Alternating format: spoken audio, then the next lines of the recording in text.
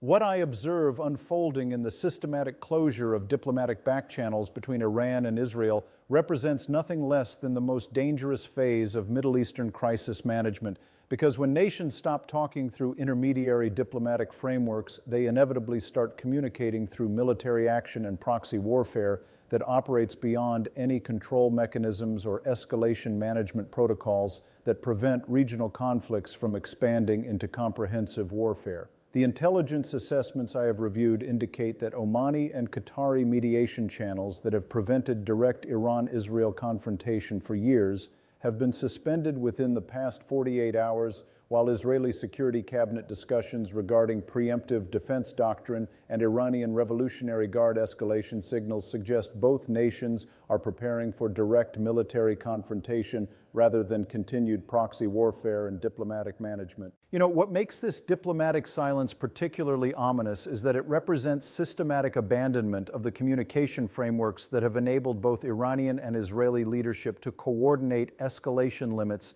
manage proxy warfare boundaries, and prevent miscalculation scenarios that could trigger regional warfare beyond either nation's strategic objectives or control capabilities. The intelligence is clear, crystal clear, that when diplomatic backchannels close between nuclear-armed regional powers with extensive proxy networks and military capabilities, the risk of uncontrolled escalation increases exponentially because military commanders and proxy forces operate without political guidance about escalation limits, target restrictions, and response proportionality that diplomatic coordination normally provides for crisis management. Congressional intelligence briefings reveal systematic indicators that both Iranian and Israeli leadership have concluded that diplomatic management of regional competition has reached limitations, while military solutions offer better prospects for achieving strategic objectives through direct confrontation rather than continued proxy warfare and diplomatic positioning. Israeli Security Cabinet discussions regarding preemptive defense doctrine suggest systematic preparation for comprehensive military operations against Iranian nuclear facilities, proxy networks,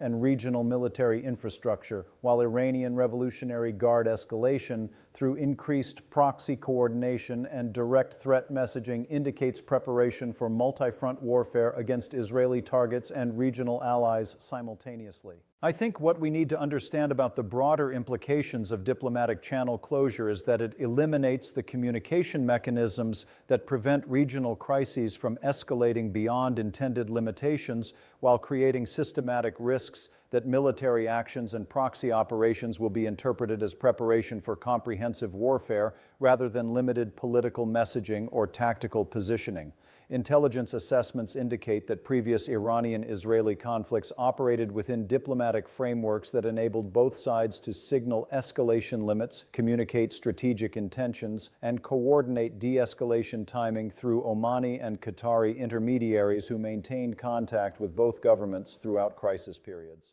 But there is also the systematic coordination dimension that reveals Iranian preparation for multi-front proxy warfare through Hezbollah in Lebanon, Iraqi militias, Syrian government coordination, and Houthi Red Sea operations that could create simultaneous pressure across multiple Israeli strategic vulnerabilities, while Iranian nuclear program advancement provides deadline pressure for Israeli preventive military action before nuclear weapons development completion. I am analyzing intelligence community assessments that detail Iranian proxy coordination for synchronized escalation scenarios that could overwhelm Israeli defense capabilities through multiple simultaneous conflicts that exceed Israeli military resources for comprehensive regional warfare management. What troubles me most profoundly about Israeli preemptive doctrine discussions is that they suggest Israeli leadership has concluded that Iranian nuclear weapons development timeline requires military action before diplomatic solutions can prevent nuclear weapons capability, and this calculation creates systematic pressure for Israeli military operations during optimal windows that may not align with regional stability requirements or alliance coordination that comprehensive Middle Eastern warfare would necessitate for effective conflict management and post-war regional security.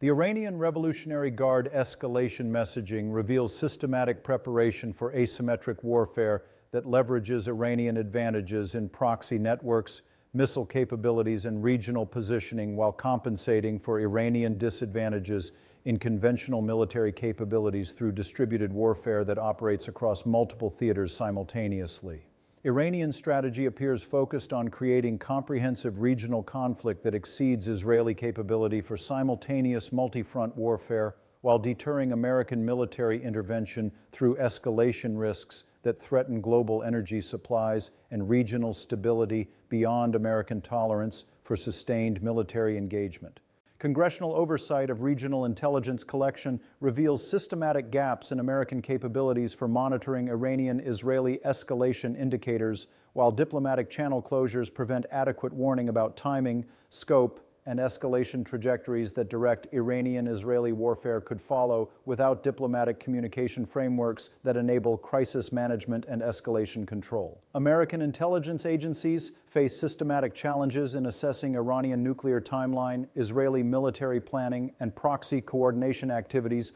while diplomatic silence prevents verification of escalation intentions and strategic objectives that diplomatic engagement normally provides for policy planning. When I analyze the proxy warfare coordination implications, what becomes clear is that Hezbollah, Iraqi militias, and Houthi naval operations possess capabilities for sustained conflict that could create regional warfare scenarios exceeding any previous Middle Eastern conflicts in scope, duration, and regional impact, while operating beyond traditional state-to-state warfare frameworks that international law and conflict management systems were designed to address through diplomatic intervention and negotiated settlements. The timing implications suggest that Iranian nuclear weapons development creates countdown pressure for Israeli military decision-making, while regional proxy positioning creates optimal conditions for Iranian multi-front warfare strategy that could achieve strategic objectives against Israeli interests before American military intervention can provide effective Israeli support or regional conflict management. Intelligence assessments indicate potential trigger scenarios including Lebanese border incidents, Iraqi militia attacks, or Iranian nuclear facility developments that could initiate comprehensive regional warfare within weeks or months rather than years of continued diplomatic positioning. But there is also systematic opportunity for American diplomatic intervention that addresses underlying Iranian nuclear concerns and Israeli security requirements through comprehensive regional security frameworks, nuclear proliferation prevention, and economic cooperation that provides both nations with alternatives to military confrontation while maintaining American strategic interests and alliance commitments throughout the Middle East. The challenge lies in American capability for rapid diplomatic engagement while diplomatic channels remain closed and both sides prepare for military solutions rather than negotiated alternatives. I think what we need to recognize about the regional spillover implications is that direct Iranian-Israeli warfare would inevitably involve Lebanese, Syrian, Iraqi, and potentially Saudi territories, while affecting global energy markets, international commerce, and regional stability in ways that exceed any previous Middle Eastern conflicts in international impact and economic consequences that global recovery would require through sustained international coordination and reconstruction assistance. The intelligence community faces systematic challenges in providing policymakers with accurate assessments of escalation probability, conflict duration, and regional impact scenarios, while diplomatic channel closures prevent verification of strategic intentions, escalation limits, and negotiation possibilities that policy decision-making requires for effective crisis management and military preparation that regional warfare scenarios would necessitate for American interest protection.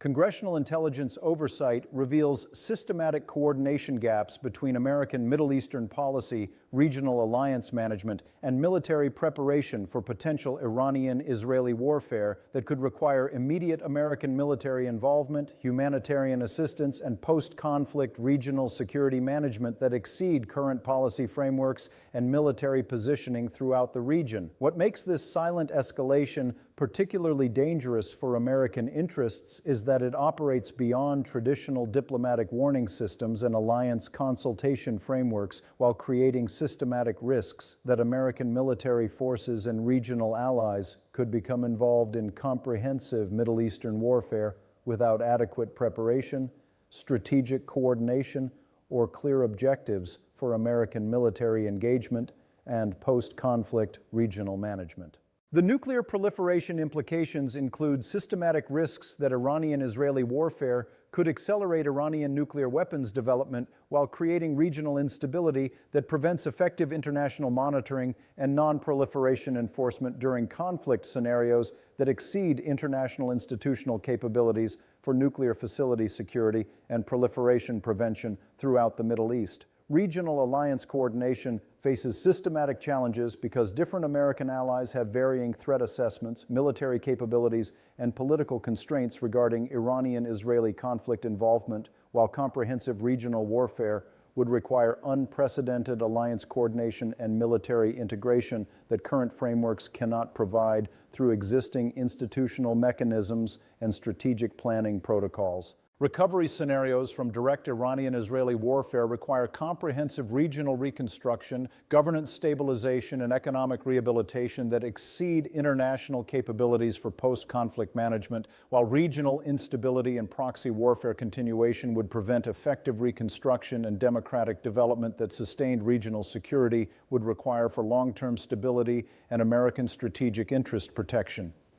As I conclude this analysis, I recognize that the systematic closure of Iranian-Israeli diplomatic channels represents more than regional diplomatic crisis or escalation management challenge, but rather fundamental breakdown in communication frameworks that prevent uncontrolled regional warfare with global implications that exceed current international capabilities for crisis management and conflict prevention. The decisions made about American diplomatic intervention, regional alliance coordination, and military preparation for potential comprehensive Middle Eastern warfare will determine whether diplomatic solutions remain possible or whether the silence between Iran and Israel becomes prelude to regional warfare that fundamentally alters Middle Eastern security relationships and global stability for generations, while demonstrating the catastrophic consequences when diplomatic communication fails and military solutions become the preferred method for resolving strategic competition between nuclear-capable regional powers.